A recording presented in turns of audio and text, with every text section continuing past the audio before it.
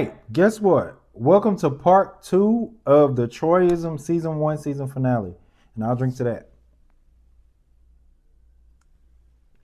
Woo! Okay, this part's gonna be fun. So, you know what? I do want to do a special like pause or intro, I guess, for episode 10, the last episode, part 2, but also episode 10, the last episode of season 1. Man, um, first and foremost, I don't know. I didn't know I could do this. I didn't know I could do it. I didn't know I could commit to it. Just just committing to creating the routine and sourcing the stories and producing segments and just doing all this stuff. And of course, at a small scale right now, but it's all me. Like I said, I'm a team of one right now. Well, I have my think tanks and I have my people. We will definitely be beefing up the team a little bit going into season 2. But I want this part 2. I want this to be a little more intimate for us. I know I always try to show up with my Tyrone couple just to present the facts and but I want this to be a little more chill. You see, I'm drinking and stuff. So, all right. So let's see. Let's get into our first, or not first, but let's get into our next story. Um, so this week, and I think next week, school is starting back. Or this past week, and this current week, school is starting back. Your kiddos are going back into the school. Um, okay, so let's just cut through the bullshit, and we will talk about. Let's go straight to Texas. I hate to feel like I'm picking on Texas because I'm from Texas again, Prairie View A&M University. Uh, lived in Houston, born in Dallas. So I hate to feel like I'm picking on Texas, but to be honest with you, I feel like this is me holding Texas accountable because there's some areas where Texas is really looking like a piece of shit, and I know my state, my home state, and I know we can be better. Now, Texas is not perfect by far. I just talked last week about somebody getting, dragged to death. I just talked about Confederate flags being sold. So this is not me trying to bullshit you and make you think that Texas is this euphoric place of equality, because it's not. I'm just simply saying how Texas is showing up now. I know for a fact they're better than this. Texas is better than this. But either way, school started back. And so as we get into the 2025-2026 school year for the kiddos, what I will say is some things have changed in Texas. I talked about this at the beginning of the season when they passed, but they go into effect this school year. One, the 10 Commandments will now be hung in every classroom. There's a ban across Texas schools on diversity, equity, and inclusion offices in public universities. So, and also through K through 12. So there's no teaching or preaching of diversity, equity, and inclusion. Think about that. We can't teach diversity, although diversity is a thing in America. This country is founded on diversity. Equity, not everyone being given the same, but everyone being treated to the benefit in which they can have an opportunity to equally prosper. We don't want that. And inclusion. We don't want everyone to feel like they belong. So when you break those words down, the shit is kind of diabolical. Not even kind of. What else? So there's the new public school voucher program, which I feel like is going to make the kids dumber than they already are. Pinning that. I'm going to get to the kids in just a second. And additionally to that, House Bill 2 provides a significant boost to schools' funding. That's a good thing. So we have to acknowledge the good things if we're going to talk shit about the bad things. And it makes the bad things worse, right? They did this, but they're fucking up. They got the 10 Commandments hanging in every school. And I grew up Southern Baptist Christian. So I understand the rigmarole that comes with walking the fine line. But even growing up as a Christian in Texas, I was taught within the confines of Christianity that church and state were separate. Now, with that said, I always wondered why there was a separation of church and state, but when it came around to elections, politicians could come to churches or church functions or events. Maybe the church and state were never that separate in Texas. But the place we are now, that Ten Commandments stuff is crazy. Like, that's like, I mean, we pledge allegiance to the flag, but that's about the republic, you know, that's about honoring the state. That's about honoring the country, you know. We all sign up for this shit one way or another. But I don't know. There's just something weird about that to me. And make sure that, you know, the teachers and educators and the faculty and staff, they're upholding those commandments as well. And what do? Do we shame people when they fall short of them? Are some schools making these kids read the Ten Commandments before they start their instructional period? I don't know. I'm gonna check in with some of my Texas teachers and follow up with you. I guess next season, shit. Or I'll follow up in a short because I'm gonna be doing shorts. Like I said, I won't be doing the show in this format, but I will definitely be present along with promoting the show as well as doing shorts and introducing the show to other social media platforms. You know, each show gets a burp, I guess. But what I also want to go to, I brought that up. That's kind of not fluff, you know, keep your antennas up for that. But I also brought this up to go as we go into the school year. I want to challenge parents. And I know before people say, oh, well, if you ain't got kids, you shouldn't be speaking on what it means to be a parent and da da da da da da da da da. Shut your ass up. I was a kid and I took a lot of notes. And looking at child protective services and all my friends who are social workers, a lot of parents aren't doing that bang up of a fucking job either. So I'll ignore your problems if you ignore the fact that I don't have children. But what I will say and what I will speak to is parents, as your kids go into this school year, whether you're working or not, you know, if you're working full time, which a lot of parents are, especially when we get into like the Black community with single parent homes and things like that. I'm not telling you how to do it. I'm just going to tell you what needs to take place. One, they did ban the use of personal devices, so they banned cell phones in the schools. Getting some early reports of that. Some of my friends who are educators say it's amazing. Kids are actually attempting to learn and they're actually attempting to engage in the instructional period, and the phone's not a distraction. So I think that's a good thing. We didn't have phones in school. We also didn't have to worry about the threat of emergency situations like, you know, school Second Amendment violators. YouTube, you have to figure out all kind of ways to say shit. Yeah, we didn't have to deal with that. People running in school doing all kind of crazy stuff. But I also will say this, as it goes as far as school and education, it's so interesting how these things turn around, especially when you look into the school incidents that we have, you know, run into over the past decade or so, or coming up on 2 decades actually, with these people running into the schools. A lot of the legislature and a lot of the things that were put in place while I was in school were used to criminalize us or strengthen that school to prison pipeline, but ultimately ended up being our saving grace. I remember going to school and you couldn't wear certain colors because they were gang affiliated. I remember you at some point in school you had to have clear backpacks. I remember at some point in school, your shoes couldn't have certain colored shoelaces. Even if the color came with the shoes, like you couldn't have certain colored shoelaces. I remember not elementary, but starting in secondary from 4th grade to until I graduated, I walked through a metal detector. That was just par for the course. And then at the door, which I'm actually thankful for, at the door, we had especially in high school, we had what we call the regeneration crew.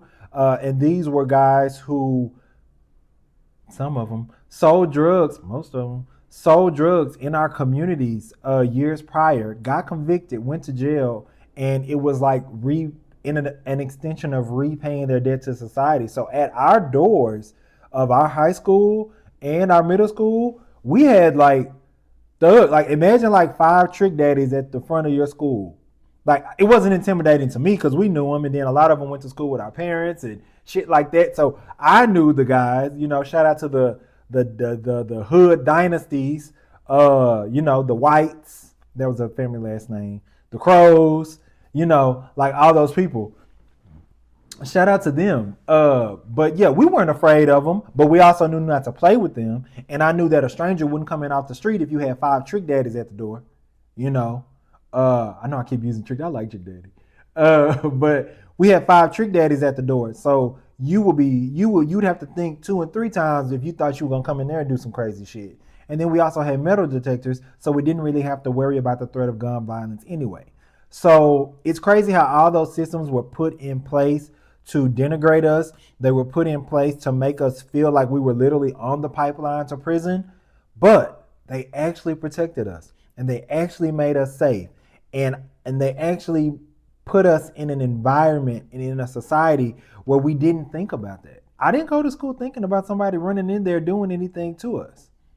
Hell, the schools I went to, anybody who ran in our schools probably had to worry about getting out of them motherfuckers. I'm sorry. I could blame that on the liquor, but any school I went to, they had to worry about getting out of there alive if they ran in there on some bullshit. Like, I'm not gonna get into stories, but some parents thought they were gonna run up in there and punk some kids and got their ass whooped right outside that school. Some men came in there, adult men, grown men came in there, thought they were gonna pick up their little 14, 15, 16-year-old girlfriends. Regeneration stopped that shit right at the door. It was like, you ain't picking her up here, you better pick her ass up on the corner.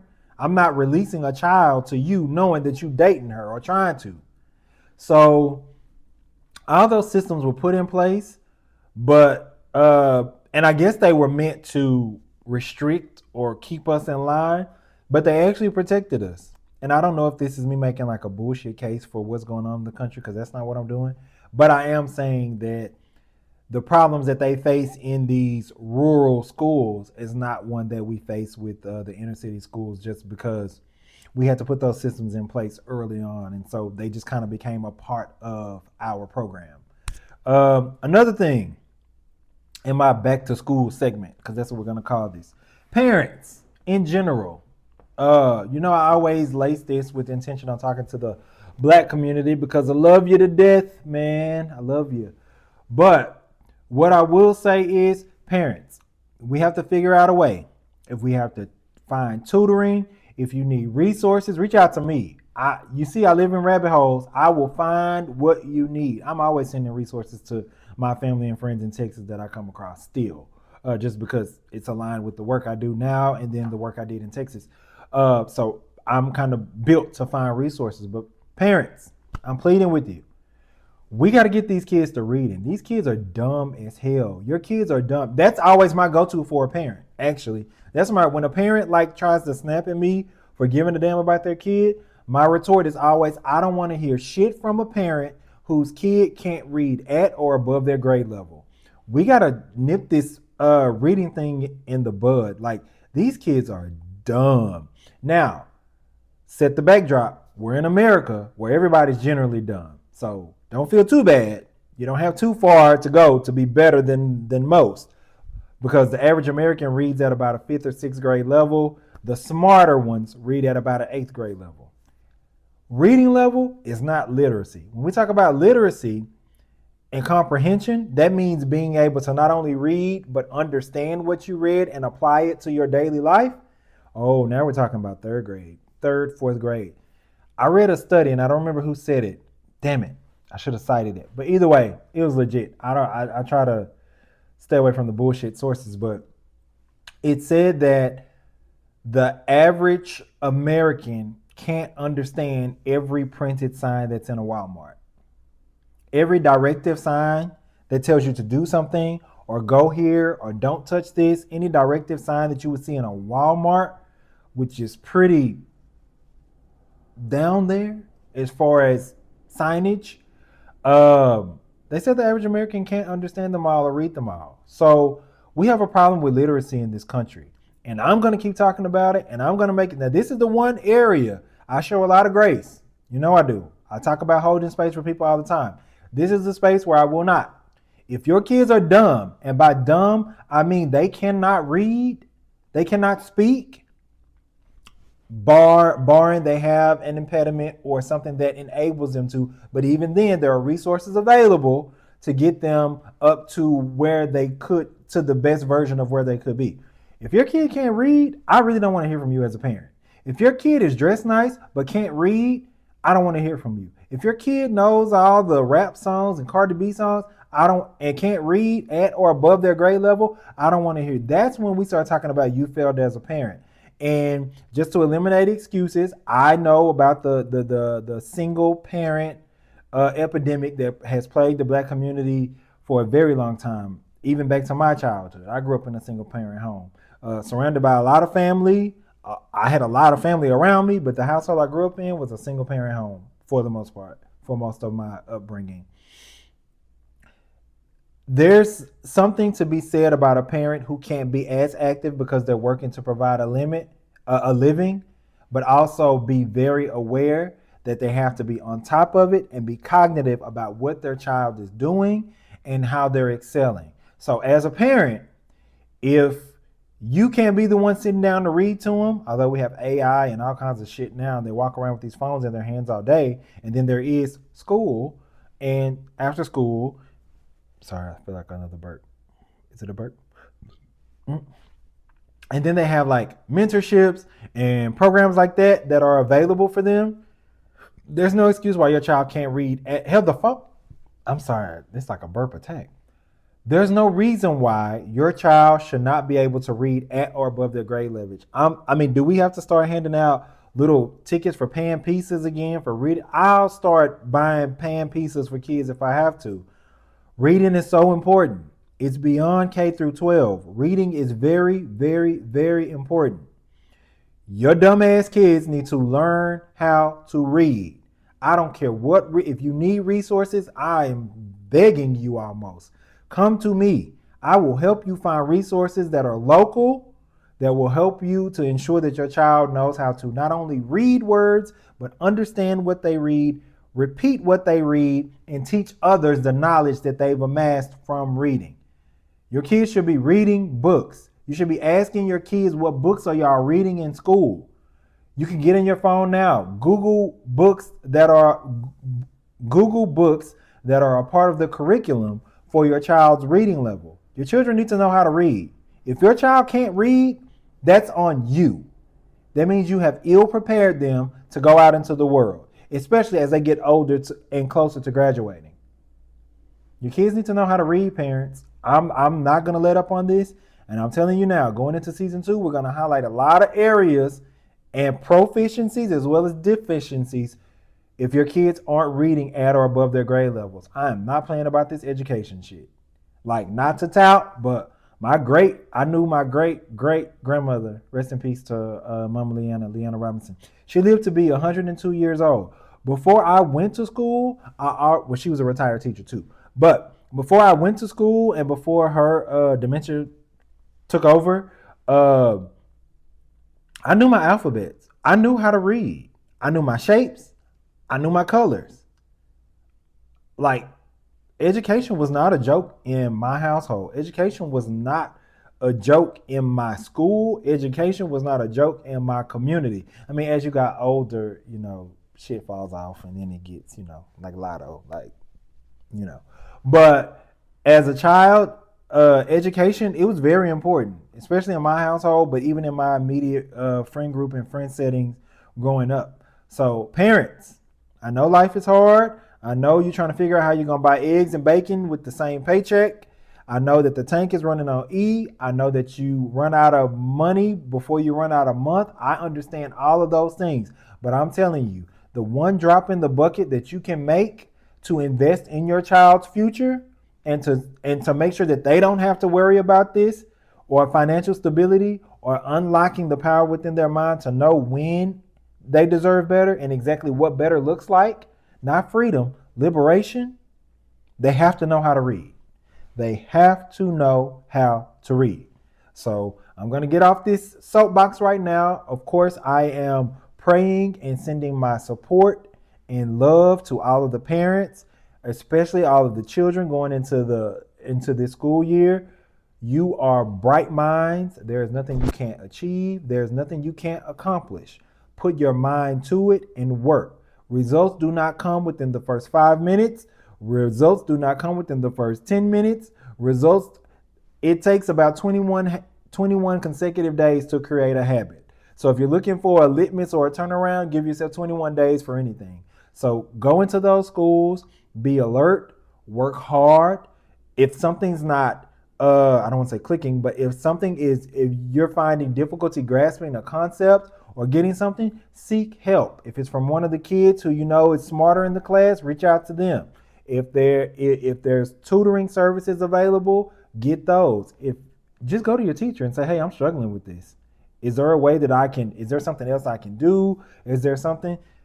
Take control of your lives. Parents, hold them accountable. There's such a simple question you can ask your kid. What did you learn today? I don't know if parents are doing that. I'm not in your home, so I know you have a million other priorities. But that one question can help you gauge what's going on at that school or the schoolhouse, as the elders say, to know what's going on in your child's life. This is a very important point. I'm not going to stop talking about children and how dumb they are because I don't want them to be dumb, because it's not dumb. It's willful ignorance on the parents' part. You have tools to equip your children to be better, the best and the brightest, and you are refusing to hold them accountable for those tools that are available. I'm going to stop right here for that. We're going to take a break, and then we'll come back and get into some more shit.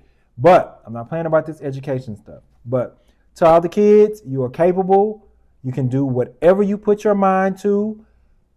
Anything you want to achieve and that is worth achieving comes with hard work. If that's studying, if that's doing extra work, whatever that is, you have the tools capable. Most of y'all have a damn phone anyway. You have the tools capable. I'm going to blame that on the shot, I guess, or the drink. But you have the tools and you are capable to reach heights unknown. So take advantage. But the foundation of that is knowing how to not only read. Reading is the first part. You have to be able to read. You have to be able to understand what you read to the point of being able to not only communicate it to others, but possibly teach others based on what you're reading. Learn how to read.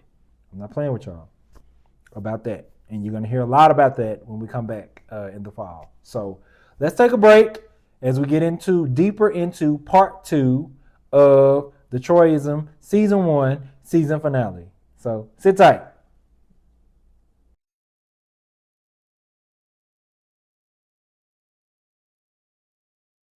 All right, we're back. So let's just get right into it.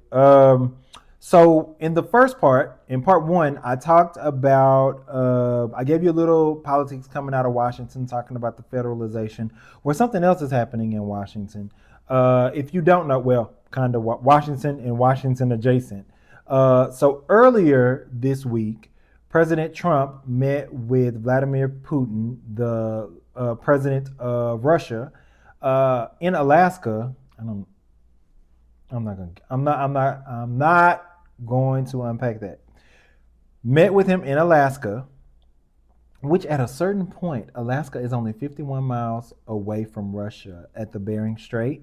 It's only 51 miles apart. That's crazy, right? The furthest point of this country is only 51 miles away from Russia. That's crazy. Anyway, I was nerding out.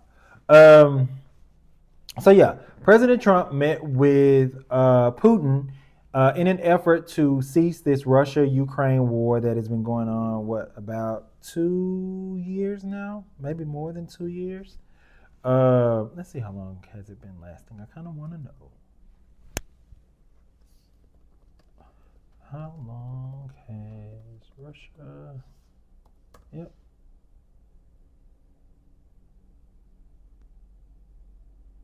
Okay, so see, this is why education is important and research is paramount. The conflict between Russia and Ukraine has actually been going on since February of 2014. News to me.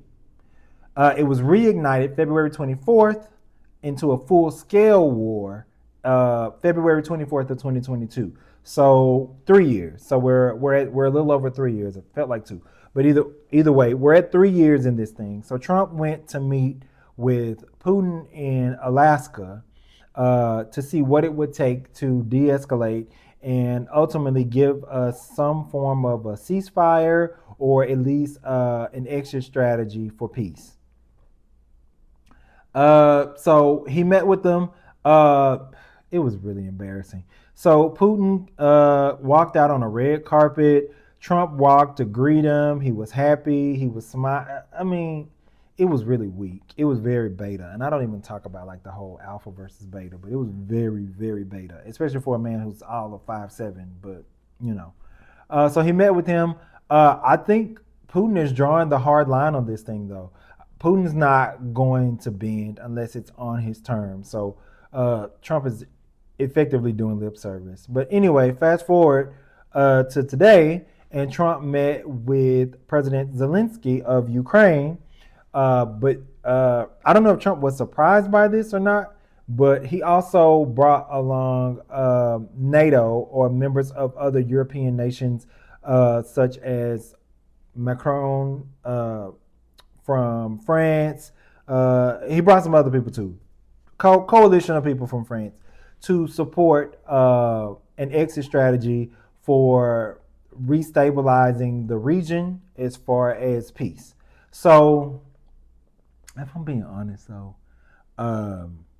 I'm more concerned with what's going on with in Gaza because I think that is an ethnic cleansing and that is a genocide. And so I think that look, I've dropped this whole damn story to talk about this. We need more attention there, and we need more people involved. I mean, you think about what's happening right now in in Gaza, and then you think about the fact that nobody is doing anything to stop it.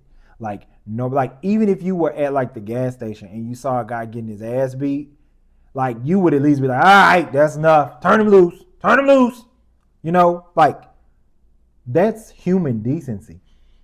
And these are women and children being starved to death and being bombed, and no one's doing anything to like stop. No one's like went to Bibi and said, hey, do it again and we're gonna have Iran did.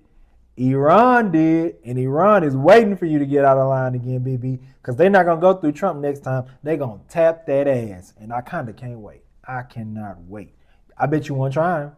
I bet you won't try Iran, because Iran gonna bypass the US next time. They're not even gonna deal with Trump. They're gonna tap your ass themselves. And I kinda want you to. Because you know a fool, as my grandma used to say. A fool know a fool. That's why you try to get your ass back on over to Gaza and what you are doing in Syria too. But let me pivot back to Zelenskyy. I'm sorry I got on that Gaza soapbox because it's really inhumane, and it's not surprising that no one's doing anything, but it still sucks to know that no one's doing anything to stop this. And I don't know what point we reach. Again, I said in another episode, like, what do you have to see in order to do something? So shout out to everyone who's still raising their voices, not the single issue voters who refuse to vote for Kamala because of this issue, because ta-da, look where we are. Thank you so fucking much. But nevertheless, I'll keep you posted on what comes of this Ukraine-Russia thing, because where I stand right now, it's all lip service, and I don't think it's going to amount to a hill of beans, because if you look at Putin, he's pretty steadfast. He has a mission, he has an agenda. And right now, it appears that Trump is trying to persuade Zelenskyy to get on program with Putin's plan. So he's more so playing like the surrogate to Putin's plan. That's what it looks like from where I sit. But we'll see what comes of this. I'll track it. Like I said, my priority as it goes to the world abroad is what's happening to those children and women and just people in general in Gaza. It's definitely inhumane, and I think no one wants to, I'll be honest, I think no one wants to get involved because they don't want to have to deal with the U.S. I don't think people are that afraid of Benjamin Netanyahu. Even with all his military weaponry, I don't think people are as affected. Like Iran. Iran was like, let's go. We're gonna make it's gonna rain in your skies just like it's gonna rain bombs in ours. Let's go.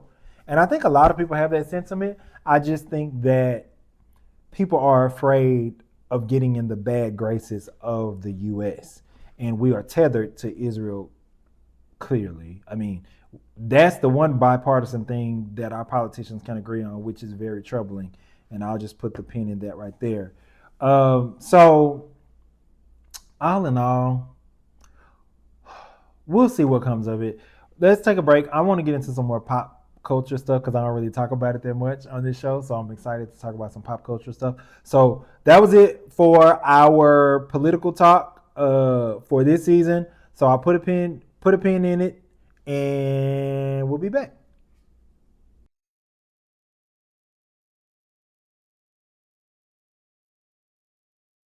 All right, we're back, and now I'm excited because we're finna get into some pop culture topics, which I don't normally talk about on this show, just because I feel like I want this platform to be primarily about informative things that, as a community, as a community, and just the country at large, we need to be aware of. So I try to push those things to the front because a lot of times we aren't talking about those things in casual conversations. We're talking about this stuff in casual conversations. So now I get to have casual conversations with you and kind of impart some of my perspective.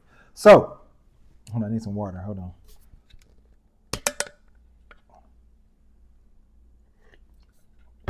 Yeah, no tea mug today. I'll have it. I'll have it ready for next season. I promise. I just need some water. So, where do I want to start? Okay, I'll start with vocals. So Cardi B just recently dropped. Well, first of all, about what was it? A month? Maybe a month or so ago. Cardi B made the announcement that she's finally dropping her sophomore album entitled "Am I the Drama?" Highly anticipated. I think what her first album came out 7 years ago, Invasion of Privacy. It was good. Invasion of Privacy is a good album. Um, so she's ready to release her second album, and so her first unofficial single was "Outside." I think that started as a snippet, got out, and it had a good response to social media. I'll talk about that in a minute. It had a good social media response, so everybody. So she eventually went ahead and released it. I think it was like an older song that they weren't expecting to get that kind of traction, but it did. So she released it. So I won't count "Outside" as an official single, although I didn't. I won't say I didn't like it. It was a letdown. Like the snippet was the best part of the song, and that's kind of reminiscent of when the trailer gives away the whole movie. Like it's not like the trailer gives you all the highlights. And so that's what Outside felt like. Like the best part of Outside was in that snippet, you know. So yeah, Outside was kind of like not that great. Um, it's not even on my it's not even on my workout playlist anymore. However, she just recently dropped "Imaginary Players," which of course is a reboot or her take on JayZ's original "Imaginary Player" from Reasonable Doubt, his album Reasonable Doubt. Same beat, same cadence, same thing. Just kind of Cardi spitting her shit, popping her shit rather. I'm old. Popping her shit. Overall, the message was, I'm that girl, been that girl, and I like watching. So about me, I like watching reaction videos. I love watching people give their commentary on that, and I love, especially for the real music fans. Like I go to the real music fan pages, and so when I go to their pages, I just love to see people, just generally, not even music. I love to see people excited about something because you can just see, especially black men. When black men do like their hip hop reviews or their game reviews or even this new streaming generation of young black men, when you see them, they're so excited, and I don't see a lot of excitement from the youth about things that they're passionate about, even though it may be fleeting and their interests may change in a decade or so. I just love to see them also passionate about something. So either way, that's one of my favorite pastimes. Just watching the reaction videos, just to see people be so passionate. But for Cardi B in this song, I'm gonna say, just from what I've been paying attention to, the reviews have been mixed. There, and ironically, it's mixed in not a direction you would think. So it's mixed in the sense of hip hop purists appreciate it because it's an extension of JayZ's musical legacy, which even a lot of people hadn't heard Imaginary Player until they knew that Cardi was referencing it. So even JayZ got, I think, like 100% increase on that song and in streams because of this. So that's good. Um, but it was mixed reviews because the hip hop purists could appreciate it, but it totally alienated Cardi's general fan base. Cardi's general fan base is think about the songs Bodak Yellow, and think about her songs are like brash and in your face, and this was more it was a JayZ song, but it was also very reminiscent of, remember when Biggie kind of switched his swag up and dropped Sky is the Limit? It felt like her Sky is the Limit, kind of. So it was very chill, very laid back. There was some mumbles about her not being on beat. I didn't really listen for that. Um, the song was good. I enjoyed the song. I'll say that. I enjoyed the song. I don't necessarily feel like it was a departure from Cardi B. I still it's the energy of, if you go back to her first album, it comes with the energy of when she did Be Careful with Me. Like the way she flows and raps, almost like she's talking or telling a story. It was that same energy. So it was, for me, it wasn't a departure from who she was. The only difference I think that stood out is me personally with my whole AR degree. I don't have an AR degree. I do have a marketing degree though. Um, I wouldn't have made this a single. And I don't know if that was Cardi's doing or if that was a label trying to capitalize on how often JayZ's name has been in the media lately. So they were using that to capitalize on JayZ just being in the media as of right now, or even an attachment to Beyonce a la JayZ. I don't know that to be true. I'm just trying to find an angle because I wouldn't have made this the single, especially with an artist like Cardi who needs that big hit. Cardi has big hits, but for this album and to establish this album as its own identity, she needs a big hit. Now, I think she kind of alluded to her having one more single. Actually, she needs another single before this album comes out, closer to the actual date, which is September 19th. So I'm expecting another big single from Cardi before this. I think this single, um, I don't know. I think it's gonna be like a wash. I don't think it's gonna hurt her too much. I gotta work on this burping thing, but I don't know. I don't think it's gonna hurt her too much. I think it is a little underwhelming if I'm being totally unbiased, um, which I am because I'm not on any of these rap people's payroll. I'm not on anybody's payroll, so I can say what I want to say. Uh, but I think it won't hurt her, so to speak. I just think that the expectations are kind of underwhelming. Video was shot amazing. Video was beautiful. Cardi, per usual, put that shit on. Like, she looked amazing in this video, but she looks amazing in all her videos. As do most of the rap girls. So that's a watch too, to a degree. But I think Cardi is definitely at the top of that heap when it comes to shooting amazing videos, and the budget. The budget was clearly there. Um, but yeah, I don't think this excited people for the project, and I think that's what it was supposed to do. And so the fact that it did not excite people, um, I don't know. I think Cardi's gonna still pull it out. Uh, if I could say something to Cardi or give her a message, I would say make sure that this rollout is indicative and reflective of her as an artist and not the standards of the record label. Because I personally feel like the whole this song being released, and I could be wrong, it feels like it was again the label pushing this. I don't think Cardi would have selected this song on her own recognizance, just given that she knows what her fan base wants from her and what her fan base expects from her. And a JayZ plug and play cover is not what her fans are looking for. Now, could it have been tucked in the album for someone like me to appreciate? Most definitely, because I appreciate it. I'm gonna listen to it. I've been listening to it, not nonstop, but I've been listening to it a lot, and I will. I don't that one. This one won't leave. This one won't leave my workout playlist because what it did was, and credit to JayZ getting those streams, I went and put Imaginary Player back on, so I have them both on my workout playlist now. That's the only time I really listen to music like that. If I'm in the house, I'm listening to oh shit. If I'm in the house, I'm listening to Marvin Gaye. I'm listening to Alex Isley. I'm listening to Alina Baraz. I'm listening to jazz. I'm listening to Coltrane. Or I'm going back into the 90s, listening to Maxwell, songs I was too young and immature to appreciate. So yeah.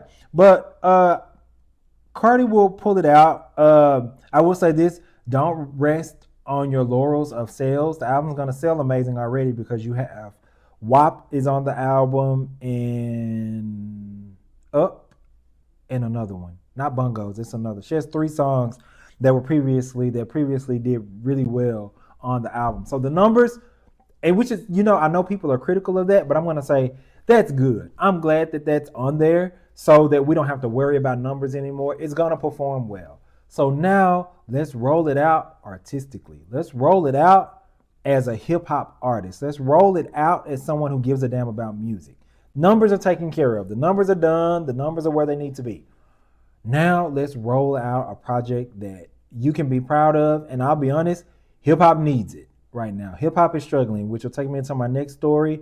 And then, close us out of season 1. Damn, I'm kind of gonna go out on a. Well, I guess that's the way to go out. So yeah, moving on and keep in the tradition of talking about rap music and hip hop as a whole. BET Networks has decided to pause, and I'm gonna say indefinitely pause as a TV platform. They're going to pause the BET Hip Hop Awards as well as the Soul Train Awards. So we won't see them airing on TV going forward. A lot of people are saying the play is going to be to move them to streaming so that they can make some money and people can pay to watch those award shows and pay, the streaming fee. But those award shows will now be housed under the streaming apps, which of course is cost effective. There's less regulations to meet when it comes to streaming versus meeting the FCC's requirements as far as nudity, profanity, and all of those hurdles you have to jump in order to put things on TV. So at that level, I think it's a good business move. BET is going through a lot of restructuring right now, as a lot of American businesses, especially in Hollywood. So we'll see what comes of that. So let's dissect it. As far as Soul Train, the show Soul Train's not even on anymore. There's not a Soul Train magazine quite like Essence. So the Soul Train Awards honestly can go away. Although the past few years of the Soul Train Awards have been good. However, I think that the Soul Train Awards doesn't need to come back until the Soul Train show needs to come back. I think we need the Soul Train show, even if it comes on bi-weekly. I mean, BT, you have the streaming app now. What better way than to prop up current music artists than to have a platform that we can bank on them coming on weekly? You could have hosts rotating in and out of there. My first recommendation for a host would be Keke Palmer. You have Keke Palmer be your tentpole host, kind of like Shamar Moore was in the 90s and other people who rolled through. But yeah, you get that Keke Palmer on that show and, have her introduce the artist. Like I said, it'll be a good housing place. But yeah, I don't want the Soul Train Awards to come back until the Soul Train show comes back. I think we could do it. I mean, think about what we did during the pandemic with verses and things like that. You could very well, you have artists who need platforms to push products, but you also need platforms like we had 106 and Park and TRL where artists can build their fan base and get their music out there in a form that can be mass consumed, kind of like NPR and Tiny Desk and stuff like that. So yeah, I don't want to see a Soul Train Awards, honestly, until we get the Soul Train show back. I think we need that, actually. The culture needs it. And then you're doing it on streaming, so it's cost effective and you can run it how you want to. I even say don't do Soul Train in the traditional form like you did on the big room with the things. Do it like a house party every week. Like make it like a house party, a house in the hills, designate one house in the hills, and you just have Keke Palmer walking around as people are dancing, and then you can have the main act perform out by the pool. I'm helping you all here. I'll invoice you later, but think about that. Bring Soul Train back and then bring the awards back so that they can kind of prop one another up. So my last point about the award shows. And the BET Hip Hop Awards, we didn't need it. You can cancel the BET Hip Hop Awards altogether and just build out the hip hop portion of the BET Awards and pull it up a little bit and give it a bit of a BBL and rebuild it. And you can just house that in the regular BET Award show. Because the regular BET Award show is hip hop anyway.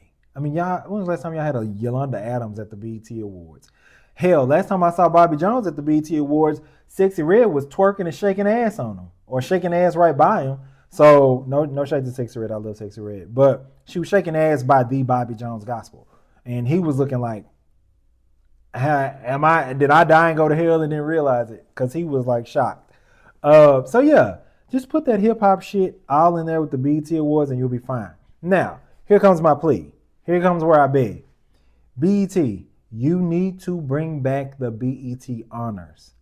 The culture needs that more than anything. The BET honors highlighted the elite and prolific artists of music. Notably, Whitney Houston received it. Infamously, Diddy received it.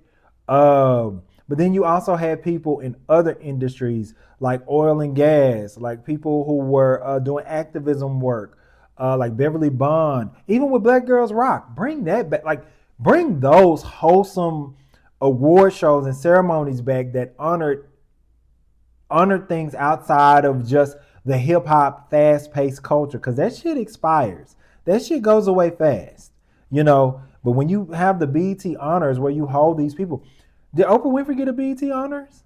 Oprah Winfrey I know Tyler Perry got one. Did Oprah get one? I don't know. There's a lot of honorable people that you could be giving the BET honors to, and I think you should have it in DC like you used to, just because DC is such a regal town, you know, the bullshit Trump's doing with the federalization aside. But yeah, think about bringing the BET awards, the BET honors back. And you can do it small. You don't have to do it huge. You can do it on a smaller Golden Globe type scale, if you're familiar with award shows. You can do it on a Golden Globe scale where everybody comes, has a meal, gets drunk, and, come in and have a good time honoring their peers who've achieved a lot in their in their respective fields. I think you could do that, and I think DC would be the perfect place to do it. So think about bringing the BET Awards back. We can use our hip-hop budget to do that, and then don't bring the Soul Train Awards back until you bring Soul Train back. We need Soul Train to have the award show, and we need actually the Soul Train more than we need the awards. Although, like I said, the last few years that it's been here and between here and Vegas, I believe. Good shows. Not shitting on the production. The productions have been amazing. I just don't know if there's a need for it if it doesn't have a platform. So that brings me to the end of season 1. Brings me to the end. I know I'm smiling. I'm proud of myself. I really am. I'm proud of myself because here I go being transparent. But even after I started this show, I thought, you know what? I'll say this. I started this show and I thought that just the execution of it alone would make me feel good. And it didn't. Like after I launched the show and even got feedback and support from people, I didn't feel the good feeling that I didn't feel how I feel now. And I think it was because, one, I had to complete what I set out to do, which was a full season. And I'm coming back for season 2. Like I said, I already have plans for season 2 that I'm excited about. But this is a process. And I just want to share this with anyone who is contemplating building something. First of all, get started. A flawed project is better than no project. So get started. But I also just want to say that, I'm proud of myself because there were many times when I wasn't sure or I didn't feel good about a show. Like I did a show. I won't say which show. I did a show and I didn't feel good about it. No, I'm going to be transparent. I did a show and didn't feel good about it, and it got a lot of feedback and reaction and response. And then I did a show that I was relatively proud of, and it didn't do as well as any of the other shows. So, and that's just the ebbs or flow of doing anything. There's going to be peaks where you're proud of yourself. There's going to be valleys where, you think you should be proud of yourself, but it just doesn't translate or resonate like you would want it to. I would say some of the best moments are having conversations in real time with people who watch the show or who reference the show or who want to have continued discussions about the topics. It's fun and it's fulfilling and it's rewarding for me because I am, no matter how this works, if this is the vehicle that works or if this is just the vehicle that serves the vehicle that works or the pivot that works, whatever that I don't control that part. All I can control and all you can control as it pertains to your vision for your life is what you do every day, that little drop in the bucket. And so that's what this show has been for me. It's been commitment, because what I will tell you is I had to create a schedule around doing this show. And because I had to create that schedule around doing the show, then I had to change a lot of stuff that I did. And I like outside a lot. My friends will tell you I like outside. Yeah, I like it a lot. But I had to change that a little bit, at least for this season, to get a routine.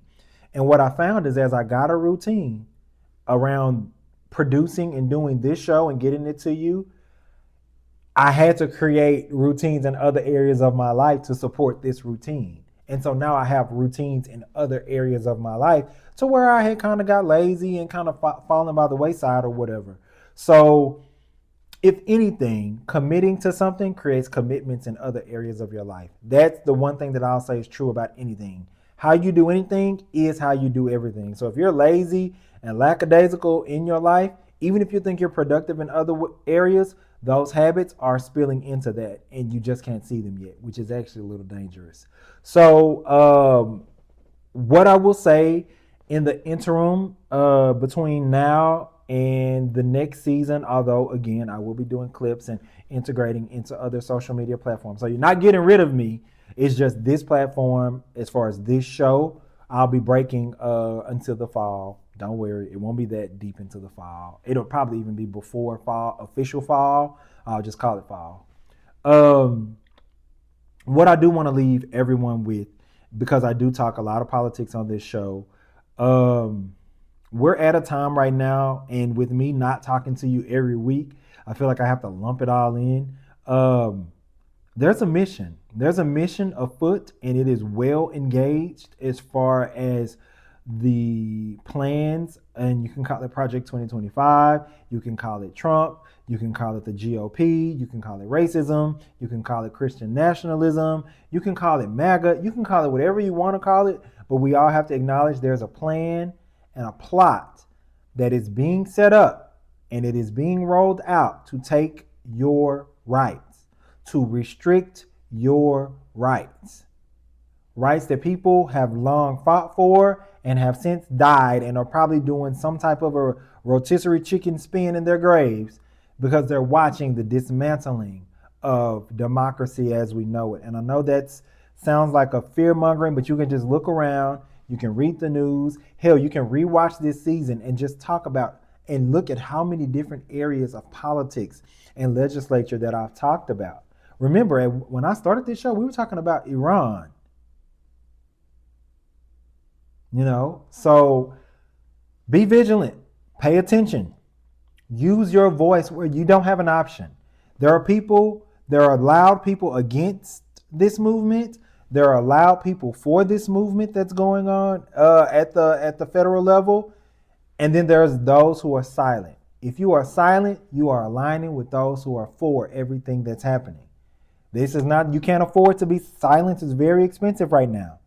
And the person who pays the price for the silence right now is your children, your grandchildren, and generations we don't even know yet. And they're already going to get their ass kicked by AI. We need to help them as far as legislature, right?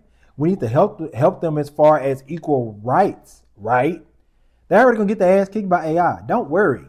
There's a Terminator about 50, 100 years from now that is going to kick your kids and grandkids and great grandkids' ass. Don't worry. They're going to have to be born running from robots. The least we can do is help them by putting systems in place to where they don't have to run from the government and robots. But by then, the government and robots may be the same if we don't stop it. What else do I want to say? Thank you for everyone who's been with me on this journey this entire time. I look forward to taking what I've learned, because I'm going to be very Beyonce. Once I wrap this season, I will go back and watch the entire season with notepad in hand. I'm very Beyonce about putting out a product and rewatching and improving on it. I've already been watching it, but I'm gonna commit to rewatching the entire thing on my TV in my room and just take notes. And then I also have a focus group set up. So I'm really working to make this quality for those who tune in and those who watch. Like I said, we're gonna be expanding our reach to where I can maintain it, because I am a one-man show right now with, of course, the input of invested interest. But I'm going to be reaching out and branching out. If you're interested in helping, if you're interested in being a part of this vision and growing it, reach out to me. DM me, respond to videos, comment under this video, whatever. Just reach out to me. I'm all about building with like-minded people. So yeah, let's do it. Let's rock. What else? Oh, I always say this, but I kind of want to wax a little poetically about this. While I'm away from this format, I will say, go be kind. Really, really, really be kind to one another. This is a very trying time, and we're starting to see the tariffs kick in. I didn't even talk about it tonight, but we're starting to see the tariffs kick in, and you're going to start to feel that pinch. And as the saying goes, I don't even know who said, did I come up with this? I don't know. I'm going to say I came up with it, but if I didn't, call me out and tell me who said it. But as I say, when the elite and the super rich, when they feel a pinch, the working class feel a crunch. And when the working class feels a crunch, the lower class gets crushed. A pinch, a crunch, a crush. We all need one another. And unfortunately, there's no immediate benefit for the 1% to help us, because they're benefiting from the chaos that is our lives right now. So we all need one another. And whatever that looks like for you, I'm going to leave it up to you. Whatever that looks like, I'll tell you this, it's not nothing. If what that looks like to you is keeping your ass out of Target, keep your ass out of Target. If that looks like you going around canvassing for voter registration, canvas for voter registration. If it's you combating global warming, like the state of California is about to do, and start a tree planting initiative with, I think, UCLA or USC, which I plan to be a part of, whatever I can do. I want to plant a few trees. Whatever activism and resistance to this bullshit looks like for you, do that. Now, don't take to the street. Don't do nothing that's going to get you locked up, because they already locking you up without having a reason. Don't add a reason. But be smart, defend yourself, protect yourself, know your rights, engage with your elders in your community to make sure that they have what they need. Pockets are about to be really tight right now. Really, really, really, really tight right now. And so just look out for each other and take care of each other. I'm sorry. I have one more thing to say about my pop culture topic, so I'm going to have to circle back. Also, what I wanted to say, I know there's a lot of hoopla about this JayZ versus Nicki thing, which is more so business related and contracts, and so I'm not going to get into that. That's not my business. Again, I'm not on those people's payroll, so they don't pay me to defend them, so I will not defend them. But what I will say, and now I'm on both their asses, JayZ is effectively the king of rap. If we handed out crowns, JayZ is the king of rap right now, as it stands. Nicki Minaj, self-proclaimed and by her lineage and history in hip-hop, is the queen of rap. I'm not arguing with you with that. We're just going to call it what it is. JayZ and Nicki Minaj, I'm coming to you both to whack you over the head. If you are the leaders of hip-hop, you are failing. Your kingdom and your queendom sucks. Now, where I can give Nicki Minaj a little credit is while none of those women seem to get along for more than 7 days a week, female hip hop and rap, or women's rap, for those who hate the word female, get on that later. They are a dominating force right now.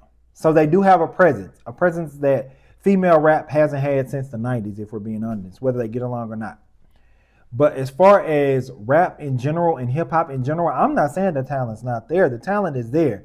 We need to do a better job of elevating and preserving this genre known as hip hop. We need to preserve it as far as the art form, but we also need to preserve it as the entity that takes care of its artist. There needs to be unions created. There needs to be museums all over the country honoring this art form. Like JayZ and Nicki Minaj, instead of fighting, y'all actually could come together and rebuild and restore hip hop. It just hit 50 years old. And like most 50-year-old rappers, hip hop is about to die.